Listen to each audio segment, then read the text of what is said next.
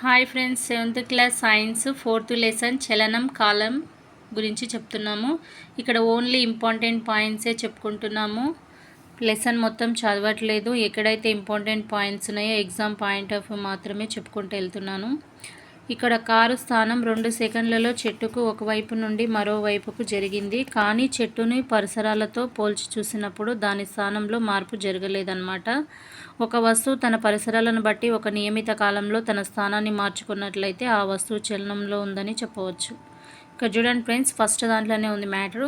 ఇక్కడ కారు స్థానం 2 సెకండ్లలో చెట్టుకు ఒకవైపు నుండి మరొక వైపుకు జరిగిందనమాట. కారు అనేది ఏంటంటే 2 సెకండ్లలో చెట్టుకు ఒకవైపు నుండి మరోవైపుకు జరిగింది. కానీ చెట్టు పరిసరాల్లో పోల్చి చూసినప్పుడు దాని స్థానంలో మార్పు జరగలేదు. అంటే చెట్టు కదలలేదు, మరి కారు మాత్రమే 2 సార్లు అటు నుండి ఇటువైపు కదిలింది, కానీ చెట్టు కదలలేదనమాట. అయితే ఏమైందంటే ఒక వస్తువు తన పరిసరాల నుండి బట్టి ఒక నియమిత కాలంలో తన స్థానాన్ని మార్చుకున్నట్లయితే ఆ వస్తువు చలనంలో ఉందని చెప్పవచ్చు.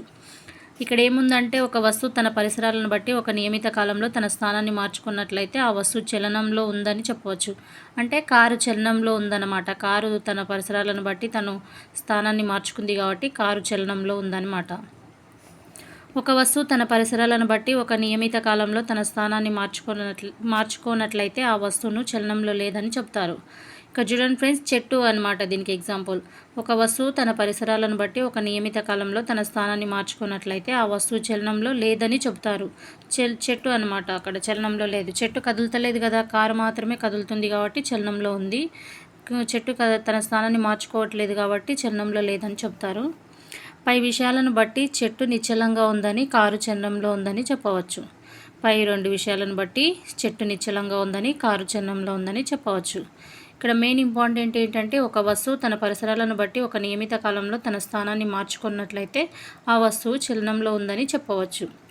ఒక వస్తువు తన పరిసరాలను బట్టి ఒక నియమిత కాలంలో తన స్థానాన్ని మార్చుకోనట్లయితే ఆ వస్తువు చలనంలో లేదని చెప్పవచ్చు అనమాట. ఇక్కడ చూడండి ఫ్రెండ్స్, మరో ఇంపార్టెంట్ పాయింట్ వచ్చేసి ఒక వస్తువు ఒకే సమయంలో కొన్ని వస్తువులతో పోల్చినప్పుడు స్థిరంగాను, కొన్ని వస్తువులతో పోల్చినప్పుడు చలనంలోనూ ఉంటుంది. అంటే చలనం అనేది గమనించే వ్యక్తిని బట్టి సాపేక్షంగా ఉంటుందని అర్థం. ఒక వస్తువు ఒకే సమయంలో కొన్ని వస్తువులతో పోల్చినప్పుడు స్థిరంగాను, కొన్ని వస్తువులతో పోల్చినప్పుడు చలనంలోనూ ఉంటుందన్నమాట. ఒకే వస్తువు అంటే చలనం అనేది గమనించే వ్యక్తిని బట్టి సాపేక్షంగా ఉంటుందని అర్థం. ఇక్కడ చూడండి ఫ్రెండ్స్, ఒక వ్యక్తి పడవ నడుపుతున్నాడు. పడవలో ఉన్న మనిషి నది ఒడ్డుతో పోల్చినప్పుడు సాపేక్షంగా కదులుతున్నాడు. పడవలో ఉన్న మనిషి నది ఒడ్డుతో పోల్చినప్పుడు సాపేక్షంగా కదులుతున్నాడు. పడవతో పోల్చినప్పుడు స్థిరంగా ఉన్నాడనవచ్చు. అంటే ఆ వ్యక్తి పడవతో పోల్చినప్పుడేమో స్థిరంగా ఉన్నాడు, ఒడ్డుతో పోలుస్తున్నప్పుడేమో సాపేక్షంగా కదులుతున్నాడు. పడవలో ఉన్న మనిషి నది ఒడ్డుతో పోల్చినప్పుడేమో సాపేక్షంగా కదులుతున్నాడు, పడవతో పోల్చినప్పుడు స్థిరంగా ఉన్నాడు. ఇగో దీనికి ఎగ్జాంపుల్ అన్నమాట అది. ఒక వస్తువు ఒకే సమయంలో కొన్ని వస్తువులతో పోల్చినప్పుడు స్థిరంగాను, ఒక వస్తువు అంటే అక్కడ ఒక మనిషి అనేవాడు ఒడ్డుతో పోల్చినప్పుడేమో కదులుతున్నాడు అనమాట. అదే పడవతో పోల్చినప్పుడేమో స్థిరంగా ఉన్నాడు అనమాట. ఒక వస్తువు ఒకే సమయంలో కొన్ని వస్తువులతో పోల్చినప్పుడు స్థిరంగాను, మరి కొన్ని వస్తువులతో పోల్చినప్పుడు చలనంలోనూ ఉంటుంది. అంటే చలనం అనేది గమనించే వ్యక్తిని బట్టి సాపేక్షంగా ఉంటుందని అర్థం. ఎగ్జామ్ పాయింట్ ఆఫ్ వ్యూ ఏంటంటే చలనం అనేది గమనించే వ్యక్తిని బట్టి ఏ విధంగా ఉంటుంది అంటే సాపేక్షంగా ఉంటుంది. ఇక్కడ సెకండ్ వన్ ఎగ్జాంపుల్ వచ్చేసి, ఇక్కడ ఉయ్యాల ఉంది చూడండి ఫ్రెండ్స్. ఉయ్యాలలోని బాలిక ఉయ్యాలలోని బాలిక పీటను బట్టి ఎలా ఉంది, చలనంలో ఉందా నిశ్చలంగా ఉందా అంటే నిశ్చలంగానే ఉంది. తోటను బట్టి బాలిక చలనంలో ఉంది. ఇక్కడనేమో ఉయ్యాలలోని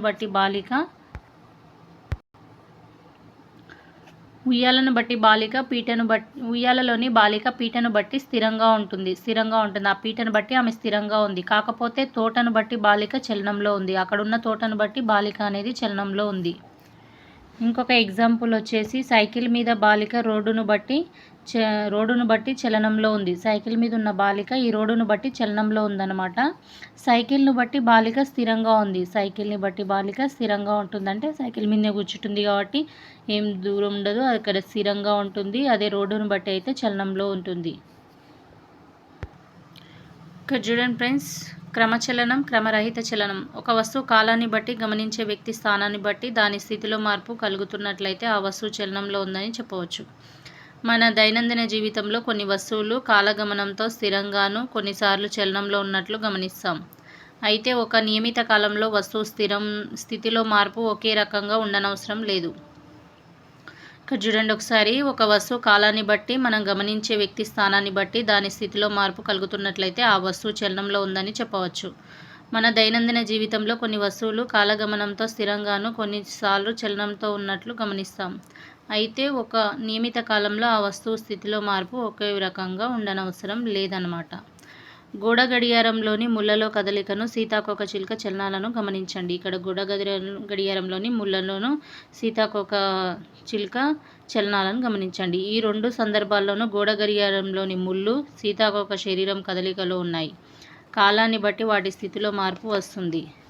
ఇక్కడ చూడండి, గడియారం ముళ్ళలోను, సీతాకోకచిలుక శరీరంలో కదలికలను ఏం మార్పు గమనించారు?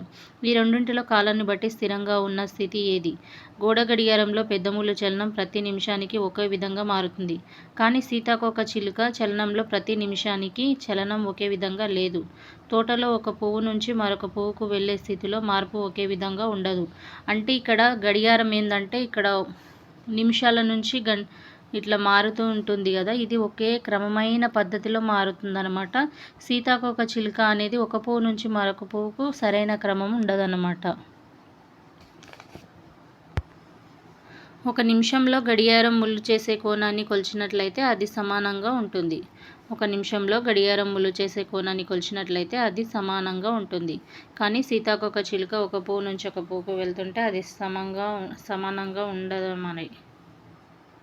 అంటే ఇక్కడ మీనింగ్ ఏంటంటే గడియారం అనేది క్రమచలనం అన్నమాట, సీతాకోకచిలుక అనేది క్రమరహిత చలనం అన్నమాట.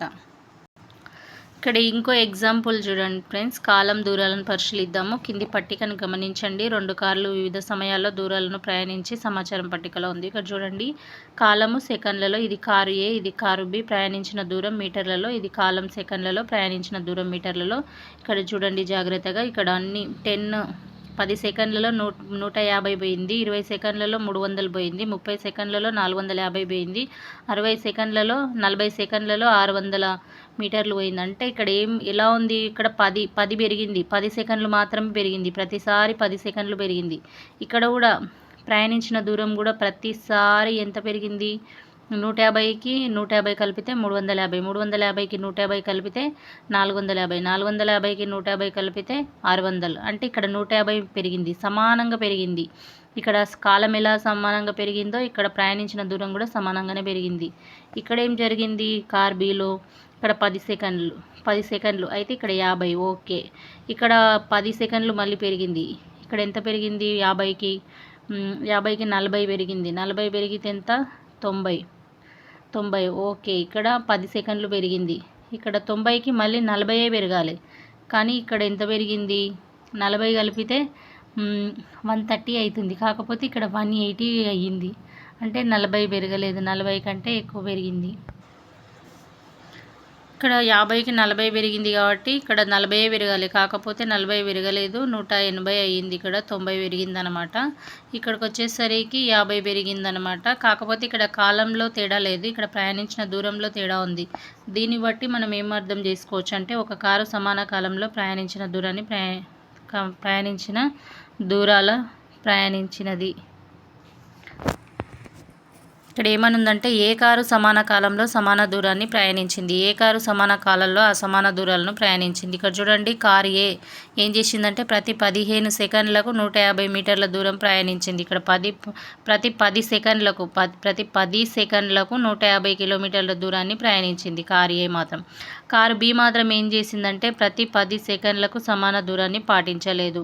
అది మొదటిసారి 50 మీటర్ల దూరము, రెండోసారి 10 సెకండ్లకు 40 మీటర్ల దూరం, మూడోసారి 10 సెకండ్లకు 90 మీటర్ల దూరం, నాలుగోసారి 10 సెకండ్లకు 50 మీటర్ల దూరాన్ని ప్రయాణించింది, సమానంగా ప్రయాణించలేదు. కాబట్టి కనుక కారు ఏ చలనం ఒకే విధంగా ఉంది, కారు బి చలనం ఒకే విధంగా లేదని చెప్పవచ్చు. కారు ఏ చలనం ఒకే విధంగా ఉంది, కారు బి చలనం ఒకే విధంగా లేదని చెప్పవచ్చు.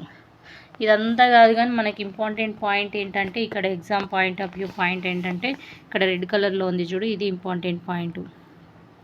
ఒక వస్తువు సమాన కాల వ్యవధిలో సమాన దూరాలు ప్రయాణిస్తే అది క్రమచలనంలో ఉన్నదని చెప్పవచ్చు.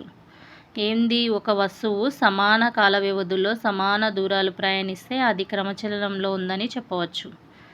ఇది ఎగ్జామ్ పాయింట్ ఆఫ్ వ్యూలో ఎలా అడుగుతారంటే, ఒక వస్తువు సమాన కాల వ్యవధుల్లో సమాన దూరాలు ప్రయాణిస్తే అది ఏ చలనంలో ఉందని అడుగుతారు. క్రమచలనంలో ఉంటుంది. సమాన కాల వ్యవధుల్లో సమాన దూరాన్ని ప్రయాణిస్తే అది క్రమచలనంలో ఉంటుందని చెప్పవచ్చు. ఒక వస్తువు సమాన కాల వ్యవధుల్లో సమాన దూరాన్ని ప్రయాణించలేకపోతే అది క్రమరహిత చలనంలో ఉందని చెప్పవచ్చు. ఒక వస్తువు సమాన కాల వ్యవధుల్లో సమాన దూరాలు ప్రయాణించలేకపోతే అది క్రమరహిత చలనంలో ఉందని చెప్పవచ్చు. ఇక్కడ వచ్చేసి ఒక వస్తువు సమాన కాల వ్యవధిలో సమాన దూరాలు ప్రయాణించలేకపోతే అది ఏ చలనంలో ఉందని చెప్పవచ్చు అంటే క్రమరహిత చలనంలో ఉందని చెప్పవచ్చు. ఇక్కడ చూడండి ఫ్రెండ్స్, ఎగ్జాంపుల్స్ వచ్చేసి ఉన్నాయి. ఇక్కడ క్రమచలనంలో లేని వాటిని ఇంటూ గుర్తుతో, క్రమచలనంలో ఉన్న వాటినేమో రైట్ గుర్తున్నాయి. గడియారంలో ముళ్ళ కదలిక ఎలా ఉంటుందంటే క్రమచలనంలో ఉంటుంది. గడియారంలో ముళ్ళ కదలిక క్రమచలనంలో ఉంటుంది. జన సమర్థం గల ప్రదేశంలో సైకిల్ తొక్కుతున్న బాలుని చలనం క్రమరహిత చలనంలో ఉంటుంది. ఈగ చలనం వచ్చేసి క్రమరహిత చలనము. భూభ్రమణం వచ్చేసి క్రమచలనము. ఎయిర్ కూలర్లో పంఖా చలనం వచ్చేసి క్రమచలనము. ఎయిర్ కూలర్లో పంఖా చలనం వచ్చేసి క్రమచలనం. రైల్వే స్టేషన్లోకి వస్తున్న రైలు క్రమరహిత చలనం. ఎగురుతున్న గాలిపటం క్రమరహిత చలనం.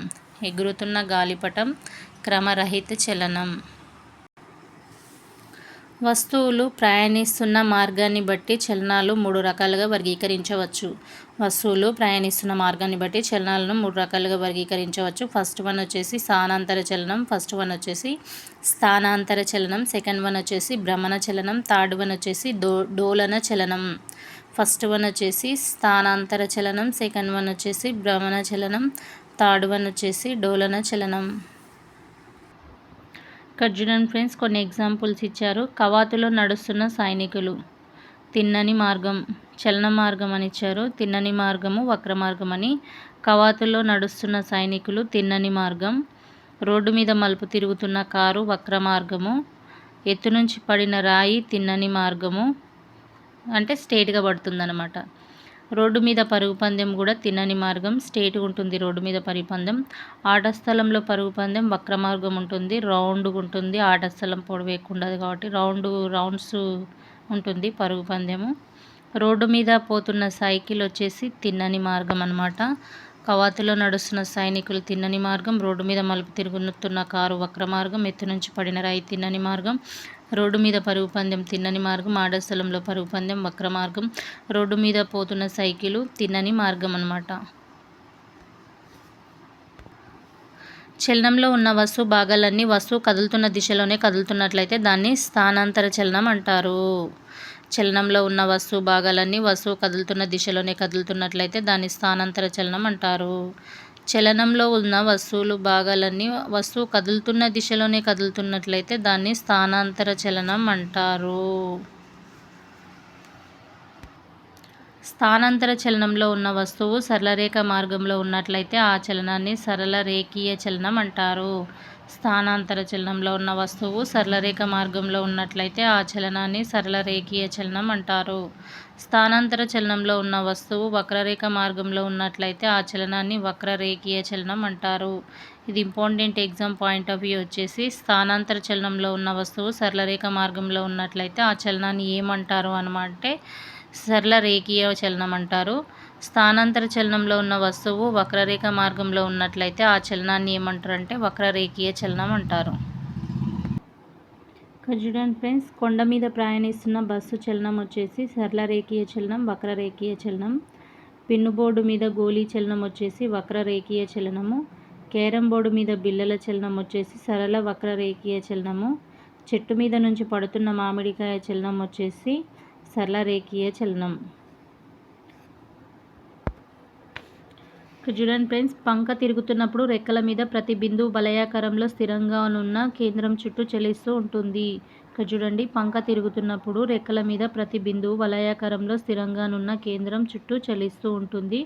పంక స్థితిలో మార్పు ఉండదు. పంక స్థితిలో మార్పు ఉండదు. కేవలం పంక రెక్కలు మాత్రమే కదులుతున్నాయి. కేవలం పంక రెక్కలు మాత్రమే కదులుతున్నాయి. అంటే ఇది ఫ్యాన్ గురించి చెప్తున్నారు ఫ్రెండ్స్, ఫ్యాన్ గురించి. కేవలం పంక రెక్కలు మాత్రమే కదులుతున్నాయి. ఈ స్థిర బిందువు గుండా వెళ్ళే ఊహారేఖను భ్రమణ అక్షం అంటారు. ఈ స్థిర బిందువు గుండా వెళ్ళే ఊహారేఖను భ్రమణ అక్షం అంటారు. ఈ విధమైన చలనాన్ని భ్రమణ చలనం అంటారు. ఫ్యాన్ తిరగడాన్ని ఏమంటారంటే భ్రమణ చలనం అంటారనమాట. ఫ్యాన్ తిరగడాన్ని భ్రమణ చలనం అంటారు. పంక తిరుగుతున్నప్పుడు రెక్కల మీద ప్రతి బిందువు వలయాకారంలో స్థిరంగా ఉన్న కేంద్రం చుట్టూ చలిస్తూ ఉంటుంది. పంక స్థితిలో మార్పు ఉండదు. కేవలం పంక రెక్కలు మాత్రమే కదులుతున్నాయి. ఈ స్థిర బిందువు గుండా వెళ్ళే ఊహారేఖను భ్రమణ అక్షం అంటారు. ఈ విధమైన చలనాన్ని భ్రమణ చలనం అంటారు. చలిస్తున్న ఒక వస్తువు తాలూకు అన్ని బిందువులు ఒక స్థిరమైన బిందువు లేదా అక్షం చుట్టూ కదులుతుంటే ఆ చలనాన్ని భ్రమణ చలనం అంటారు. చలిస్తున్న ఒక వస్తువు తాలూకు అన్ని బిందువులు ఒక స్థిరమైన బిందువు లేదా అక్షం చుట్టూ కదులుతుంటే ఆ చలనాన్ని భ్రమణ చలనం అంటారు. ఇక్కడ చూడండి ఫ్రెండ్స్, ఇక్కడ ఏమనుందంటే భ్రమణ చలనంలో అంటే బంతి గురించి ఫ్రెండ్స్ ఇక్కడ అడిగేది. ఎగ్జాంపుల్ బంతి గురించి. ఒక టెన్నిస్ బంతిని తీసుకోండి. ఒక బల్ల మీద ఒక చివరన వేలితో దాన్ని నెట్టండి. ఆ చలనాన్ని గమనించండి అనమాట.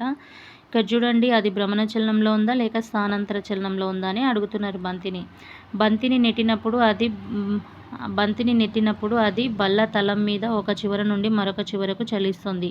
అంతేకాక బంతిలో అణువులన్నీ ఒకే మార్గంలో కదులుతున్నాయి. కాబట్టి బంతి స్థానాంతర చలనంలో ఉందని చెప్పవచ్చు.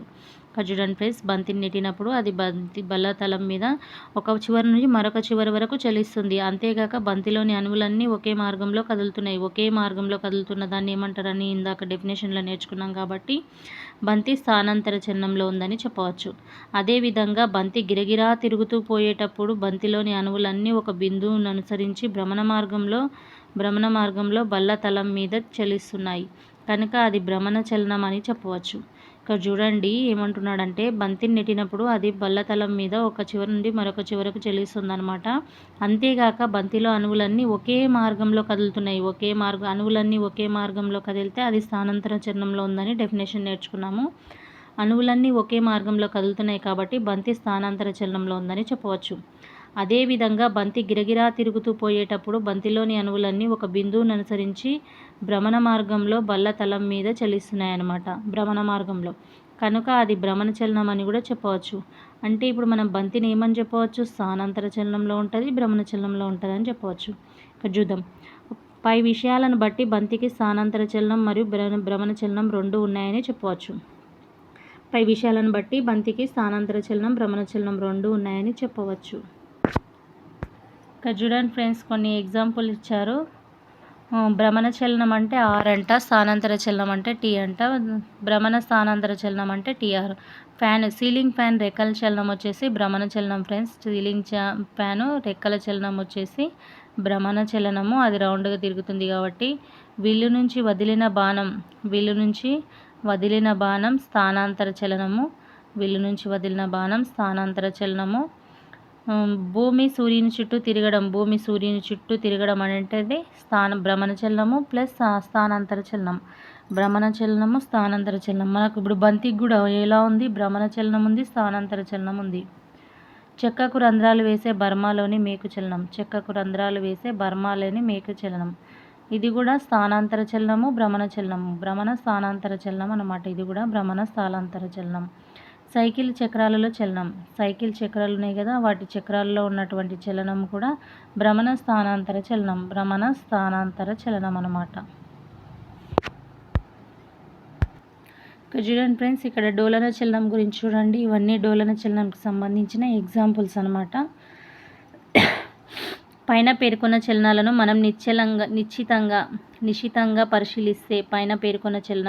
నిశితంగా పరిశీలిస్తే ప్రతి చలనం ముందుకు, వెనుకకు లేదా పైకి, కిందకి ఒక స్థిర బిందువు ఆధారంగా జరుగుతున్నట్లు అర్థమవుతుంది. ఉదాహరణకు ఉయ్యల మీద ఉన్న బాలిక చెట్టుకు తాడు కట్టినట్టు ఉన్న స్థిర బిందువు నుండి బట్టి వెనుకకు ముందుకు చలిస్తుంది. అదేవిధంగా మిగిలిన బొమ్మలలో కూడా చలనం ముందుకు వెనుకకు ఒకే విధంగా ఉంది.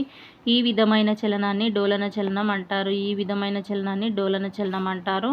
ఒక స్థిర బిందువు ఆధారంగా నిర్దిష్ట మార్గంలో ముందుకు వెనుకకు లేదా పైకి కిందకు జరిగే చలనాన్ని డోలన చలనం అంటారు.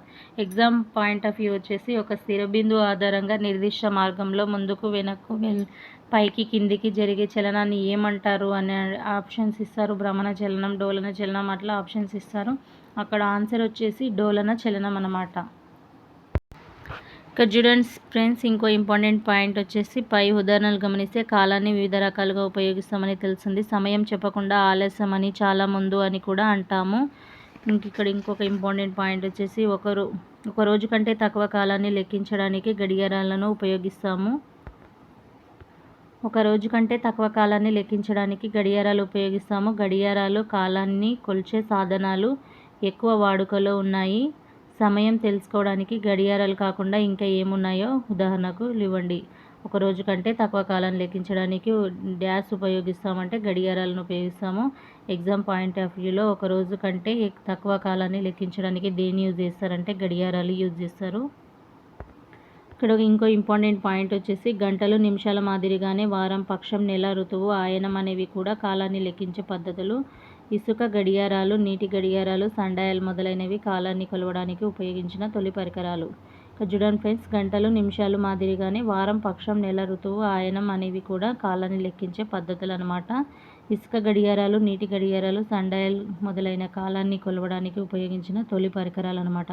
కాలాన్ని కొలవడానికి ఉపయోగించిన తొలి పరికరాలు ఏంటంటే ఇసుక గడియారం, నీటి గడియారం, సండాయల్.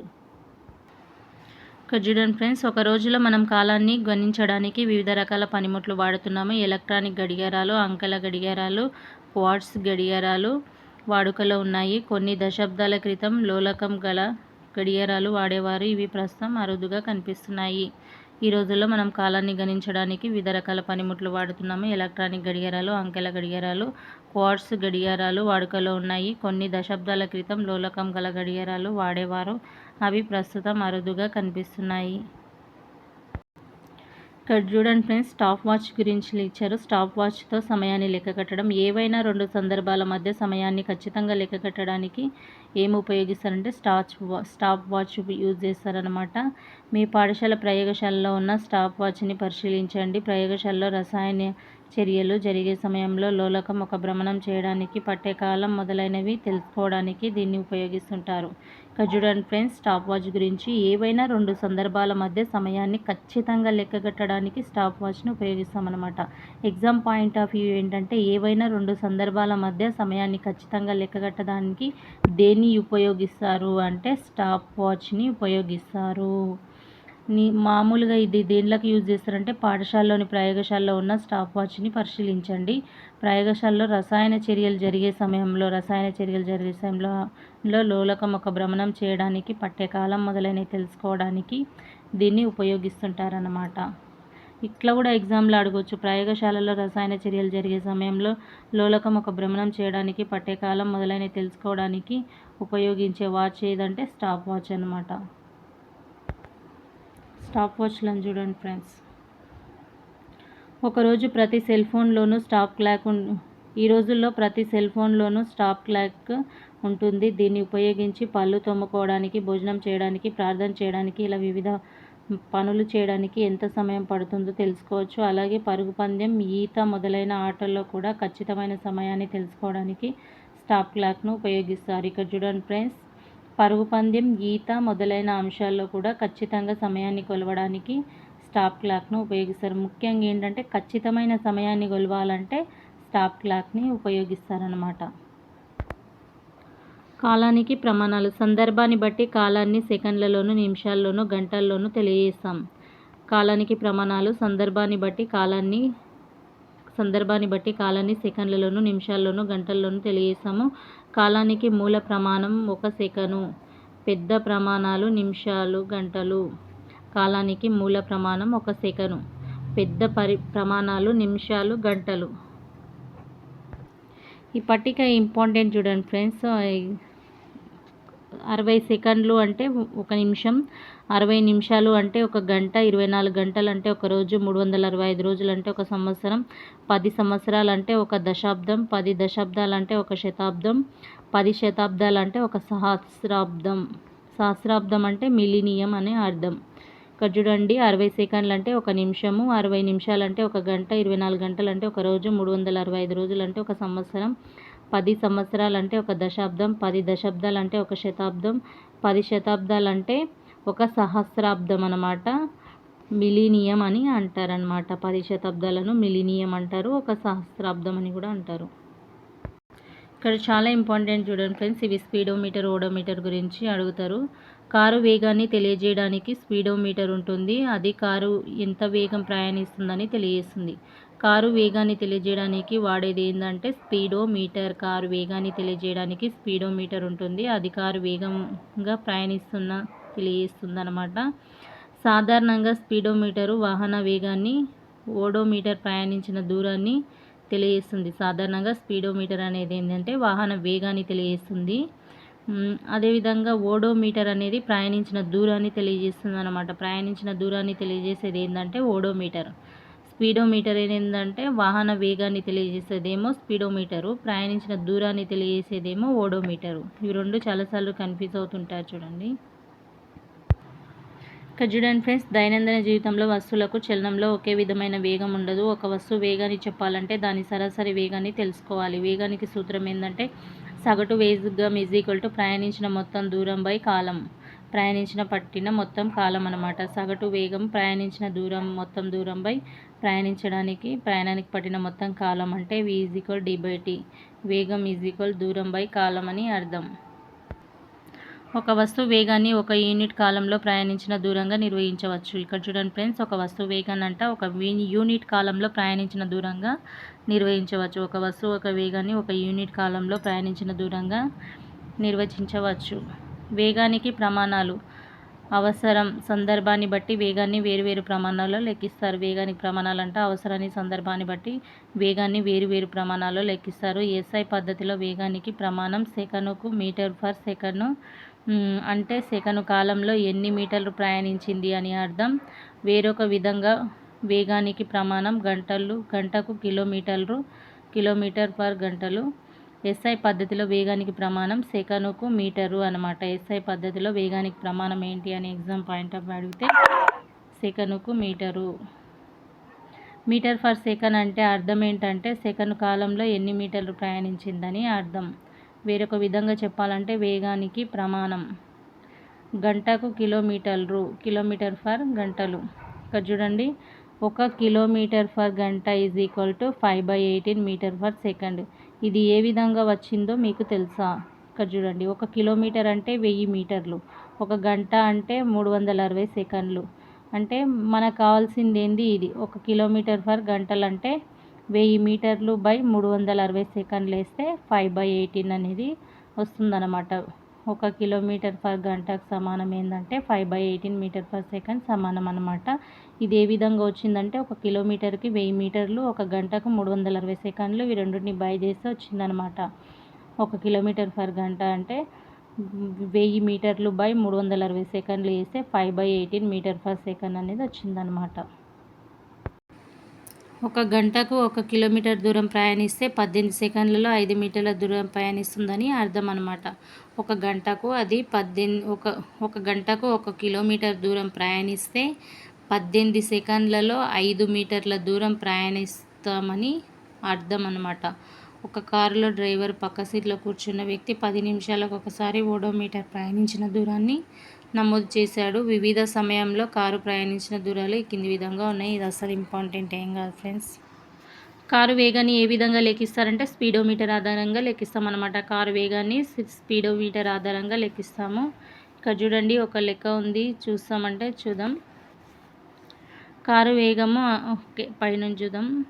కారు వేగము అసమానంగా ఉంది. కారు వేగాన్ని కనుక్కోవడానికి కారు ప్రయాణం చేసిన మొత్తం దూరం, కారు ప్రయాణానికి పట్టిన మొత్తం కాలాన్ని లెక్కలోకి తీసుకోవాలి.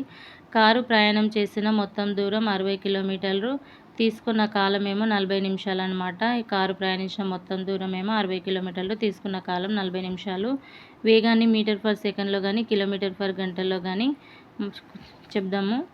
దూరం మీటర్లలో కానీ కిలోమీటర్లో కానీ, కాలాన్ని సెకండ్లలో కానీ గంటల్లో కానీ చెప్పాలి. పై ఉదాహరణలో దూరం 60 కిలోమీటర్లు, కాలం ఏమో 40 నిమిషాలు అనమాట.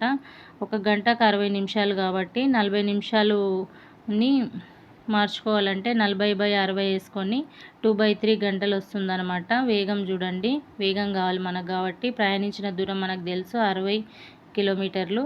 మనకు ప్రయాణించిన కాలం కాబట్టి కాలం ఇక్కడ ఏ విధంగా ఉంది, నిమిషాలలో ఉంది కాబట్టి గంటల్లోకి మార్చుకున్నారు.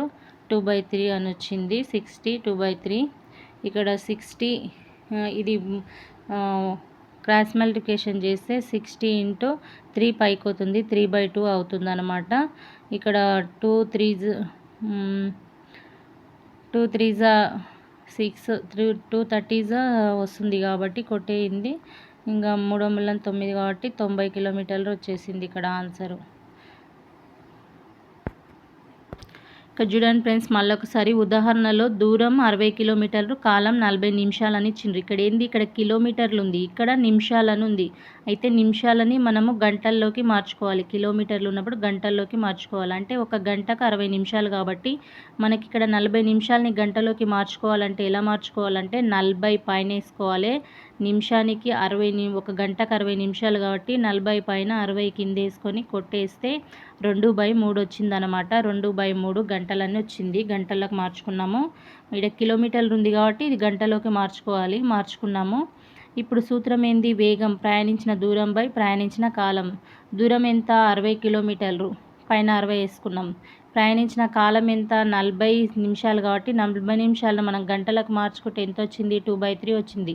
2/3 వేసుకున్నాం. 2/3 వేసుకుంటే ఇప్పుడు క్రాస్ మల్టిప్లికేషన్ చేయాలన్నమాట. 60 × ఈ 2 అనేది కిందికి వస్తుంది, 3 అనేది పైకి వస్తుంది. 60ని ఇంటూ చేస్తుంది, 3/2 వచ్చింది. ఈ 2తోనే ఈ 60ని కొట్టేస్తే ఎంత వస్తుంది, ఇక్కడ 30 వస్తుంది. 2 30ల 60 కాబట్టి 30 × 3 చేస్తే ఏమొస్తుంది, 3×9 90 వస్తుంది. 30 × 3 చేస్తే 90 వస్తుంది. టోటల్గా ఆన్సర్ ఏంటి, వేగం ఏంటి అంటే 90 కిలోమీటర్లు పర్ గంటలు అన్నమాట. వేగం ఆన్సర్ వచ్చేసి 90 కిలోమీటర్లు. ఇక్కడ కూడా ఇంకొక లెక్క ఉంది చూడండి ఫ్రెండ్స్. ఇవి ఎగ్జామ్లో అడగకపోవచ్చు, కాకపోతే టెక్స్ట్ బుక్లో ఉంది కాబట్టి మీకు కొంచెం చిన్నగా అర్థమైతే బెటర్ ఉంటుంది. మనం గంటలోకి నిమిషాల్లోకి ఎలా మార్చుకుంటాం అనేది చెప్పలేము. ఆప్షన్స్లలో అడగొచ్చు. ఇంత పెద్ద లెక్క అడగకపోయినా చిన్నగా ఆప్షన్స్లలో నిమిషాల్లోకి మార్చండి, గంటల్లోకి మార్చండి అన్నప్పుడు ఒక ఐడియా వస్తుంది. ఇక ఇక్కడ దీని గురించే 90 కిలోమీటర్లు పర్ గంటలు కాబట్టి కనుక కారు 90 కిలోమీటర్లు గంట సరాసరి వేగం ప్రయాణించిందని తెలుస్తుంది అని వచ్చేసింది ఆన్సరు. ఇక్కడ చూడండి నెక్స్ట్ క్వశ్చన్, దేని వేగం ఎక్కువ అని అడిగారు. ఒక బస్సు వేగం ఏమో 72 కిలోమీటర్లు పర్ గంటలంట. కారు వేగం వచ్చేసి 12.5 మీటర్ పర్ సెకండ్ అంట. ఏ వాహనం ఎక్కువ వేగం వెళ్తుంది అని అడిగారనమాట. వేగాలను పోల్చడానికి రెండు వేగాల ప్రయాణంలో ఉండాలి. రెండు వేగాలు ఒకే ప్రమాణాల్లో ఉండాలి. ఇప్పుడు వేగాలు పోల్చాలంటే ఇది కిలోమీటర్ గంటలు ఉంది, ఇదేమో మీటర్ పర్ సెకండ్లలో ఉంది. అయితే ఇది ఏం చేయాలి, వేగాలను పోల్చాలంటే రెండు వేగాలు ఒకే ప్రమాణాలలో ఉండాలి. బస్సు వేగాన్ని కిలోమీటర్ పర్ గంటల్లో ఇచ్చారు, కారు వేగం ఏమో మీటర్ పర్ సెకండ్లలో ఉంది. వేగాన్ని పోల్చడానికి ఒకదాని వేగం రెండో దాని వేగం ప్రమాణంలోకి మార్చాలన్నమాట. బస్సు వేగం వచ్చేసి 72 కిలోమీటర్ పర్ గంటలని ఉంది. కారు వేగం వచ్చేసి 12.5 మీటర్ పర్ సెకండ్ అని ఉంది. మీటర్ పర్ సెకండ్లో ఉన్నది. ఒక కిలోమీటర్ పర్ గంటలకి ఎంత అంటే 5/18 మీటర్ పర్ సెకండ్ అన్నమాట. అయితే ఒక మీటర్ పర్ సెకండ్కి ఎంత అంటే 18/5/18 అనమాట. మనం కిలోమీటర్ల గంటలోకి మార్చుకోవాలంటే 5/18 వేసుకోవాలి మీటర్ పర్ సెకండు. ఒక మీటర్ పర్ సెకండ్లోకి మార్చుకోవాలంటే 18/5 కిలోమీటర్ పర్ గంటలని వేసుకోవాలి. ఇక్కడ మనం ఏం చేస్తున్నామంటే 12.5 మీటర్ పర్ సెకండ్లని 12.5 × 18/5 వేసుకుంటున్నాం, కిలోమీటర్లకి మారేసుకుంటున్నాం అన్నమాట. పెద్ద ప్రమాణం వేసుకోవాలి కిలోమీటర్లు మార్చినప్పుడు. వేసుకున్నప్పుడు ఈ 5తో మల్టిప్లికేషన్ చేస్తే 5 2 10, 5 5 25, ఇక్కడ 25 వస్తుంది. ఇక్కడ ఇది కొట్టేస్తే 5 రెంట్ల 10, 5 5 25, 2.5 ఇక్కడ పాయింట్ ఉంది కాబట్టి 2.5 వస్తుంది. 18తో మల్టిప్లై చేస్తే 45 కిలోమీటర్స్ పర్ గంటలని వస్తుంది. కనుక కారు 45 కిలోమీటర్ పర్ గంటలని వస్తుంది. అంటే ఇది కారు వేగం తక్కువనే కదా, ఇక్కడ బస్సు వేగం ఎలా ఉంది కనుక బస్సు కారు కంటే ఎక్కువ వేగం కదులుతుందని చెప్పవచ్చు. ఇక్కడ బస్సు వేగం ఎంత ఉంది, 72 కిలోమీటర్ పర్ గంటలని ఉంది. ఇక్కడ కారు వేగం మీటర్ పర్ సెకండ్లది మనం కిలోమీటర్లకు మార్చుకుంటే ఎంత వస్తుంది, 45 కిలోమీటర్ పర్ గంటలని వస్తుంది అనమాట. అంటే ఇప్పుడు ఏది ఎక్కువ వేగం ఉన్నట్టు, బస్సు వేగం ఎక్కువగా ఉన్నట్టు అని అర్థం అనమాట. ఇక్కడ చూడండి ఫ్రెండ్స్, మనం ఏం నేర్చుకున్నాం అనేవి చాలా ఇంపార్టెంట్ పాయింట్స్. మన రోజువారీ జీవితంలో చలనం ఒక సాధారణ అనుభవం అన్నమాట. మన రోజువారీ జీవితంలో చలనం ఒక సాధారణ అనుభవము. ఒక వస్తువు తన పరిసరాలను బట్టి నియమిత కాలంలో స్థానాన్ని మార్చుకున్నట్లయితే ఆ వస్తువు చలనంలో ఉందని, మార్చుకున్నట్లయితే చలనంలో లేదని చెప్పవచ్చు. ఇక్కడ చూడండి ఫ్రెండ్స్, ఒక వస్తువు తన పరిసరాలను బట్టి నియమిత కాలంలో స్థానాన్ని మార్చుకున్నట్లయితే ఆ వస్తువు చలనంలో ఉందని చెప్పవచ్చు, మార్చుకోలేనట్లయితే చలనంలో లేదని చెప్పవచ్చు. వీటికి ఎగ్జాంపుల్ కారు, చెట్టు ఫస్ట్ పేపర్లో ఇచ్చారు కాబట్టి ఒక వస్తువు తన పరిసరాలను బట్టి నియమిత కాలంలో స్థానాన్ని మార్చుకుంటుంది కారు, కానీ చెట్టు మార్చుకోదు కాబట్టి చెట్టు మార్చుకున్నట్లయితే చలనంలో ఉందని, మార్చుకున్నట్లయితే చలనంలో లేదని చెప్పవచ్చు. ఇక్కడ చూడండి, చలనాలు 3 రకాలు. అవి స్థానాంతర చలనం, భ్రమణ చలనం, డోలన చలనం. చలనాలు 3 రకాలు: స్థానాంతర చలనం, భ్రమణ చలనం, డోలన చలనం. ఎలక్ట్రానిక్ గడియారాలు, అంకెల గడియారాలు మొదలైన సాధనాలను ఉపయోగించి మనం కాలాన్ని లెక్కిస్తాం. ఎలక్ట్రానిక్ గడియారాలు, అంకెల గడియారాలు మొదలైన సాధనాలను ఉపయోగించి మనం కాలాన్ని లెక్కిస్తాం. వాహనం వేగాన్ని తెలుసుకోవడానికి స్పీడోమీటర్ ఉపయోగపడుతుంది. వాహనం వేగాన్ని తెలుసుకోవడానికి స్పీడోమీటర్ ఉపయోగపడుతుంది. ఎస్ఐ పద్ధతిలో వేగానికి ప్రమాణం సెకను, మీటర్ పర్ సెకండ్. అంటే సెకను కాలంలో ఎన్ని మీటర్లు ప్రయాణించిందని అర్థం. వేరొక విధంగా వేగానికి ప్రమాణం గంటలు, కిలోమీటర్లు. ఎస్ఐ పద్ధతిలో వేగానికి ప్రమాణం సెకనుకు మీటర్ అనే అర్థం అనమాట. ఈ మీటర్ పర్ సెకండ్ అంటే సెకను కాలంలో ఎన్ని మీటర్లు ప్రయాణించిందని అర్థం. వేరొక విధంగా వేగానికి ప్రమాణం గంటకు కిలోమీటరు. ఇక్కడ చూడండి ఫ్రెండ్స్, ఎగ్జాంపుల్ పాయింట్స్ వచ్చేసి కదులుతున్న రైలు చక్రాలు భ్రమణ చలనంలోనూ స్థానాంతర చలనంలోనూ ఉంటాయి. ఇక్కడ చూడండి ఫ్రెండ్స్, ఇది కదులుతున్న రైలు చక్రాలంట భ్రమణ చలనంలోనూ స్థానాంతర చలనంలోనూ ఉంటాయి. జాన్ ఒక దారానికి చివర రాయి కట్టి దాన్ని గిరగిరా తిప్పాడు. దానిలో ఏ చలనాలు ఉంటాయి రాయండి అంటే అది వక్రరేఖీయ, స్థానాంతర, భ్రమణ చలనం అని ఉంటాయన్నమాట. వక్రరేఖీయ, స్థానాంతర, భ్రమణ చలనం ఈ 3 చలనాలు ఉంటాయన్నమాట. ఒక రాయిని చివర దారం కట్టి గిరగిర తిప్పితే వక్రరేఖీయ చలనం ఉంటుంది, స్థానాంతర చలనం ఉంటుంది, భ్రమణ చలనం ఉంటుందన్నమాట.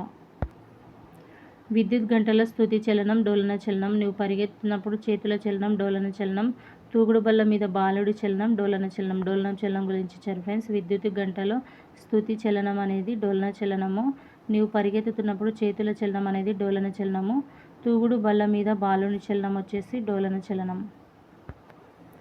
చూడండి ఫ్రెండ్స్, చలనంలో ఉన్న ఒక సైకిల్లో వివిధ భాగాల చలనాన్ని గుర్తించండి అంటే చక్రం అనమాట. చలనంలో ఉన్న సైకిల్లో భాగాలు ఏంటంటే చక్రంకి చలనంలో ఉంటుందన్నమాట. కాలానికి మూల ప్రమాణం సెకన్ అన్నమాట. కాలానికి మూల ప్రమాణం సెకను. ఎస్ఐ పద్ధతిలో వేగానికి ప్రమాణం వచ్చేసి మీటర్ పర్ సెకండ్. ఎస్ఐ పద్ధతిలో వేగానికి ప్రమాణం వచ్చేసి మీటర్ పర్ సెకండ్ అన్నమాట. వేగం, దూరం, కాలం మధ్య సంబంధం. వేగం, దూరం, కాలం మధ్య సంబంధం ఏంటంటే వేగం = దూరం బై కాలం అనమాట. వేగం, దూరం, కాలం మధ్య సంబంధం వచ్చేసి వేగం = దూరం బై కాలం. ఇక్కడ ఒక కొటేషన్ ఉంది చూడండి ఫ్రెండ్స్. ప్రకృతి మనకు పసందైన విందు భోజనం లాంటిది. అయితే మనం మన ఆకలిని అదుపులో ఉంచుకోవడం కూడా అవసరమే. మన ఆకలి ఎంత ఎక్కువైతే ప్రకృతి అంత తరిగిపోతుంది. చెప్పింది ఎవరంటే ఎంఎస్ స్వామినాథన్. ప్రకృతి మనకు పసందైన విందు భోజనం లాంటిది. అయితే మనం మన ఆకలిని అదుపులో ఉంచుకోవడం కూడా అవసరమే. మన ఆకలి ఎంత ఎక్కువైతే ప్రకృతి అంత తరిగిపోతుంది. చెప్పింది ఎవరంటే ఎంఎస్ స్వామినాథన్. ఇంతటితో 7th class science 4th lesson complete అయింది ఫ్రెండ్స్. నెక్స్ట్ క్లాస్లో 5th లెసన్ గురించి తెలుసుకుందాం.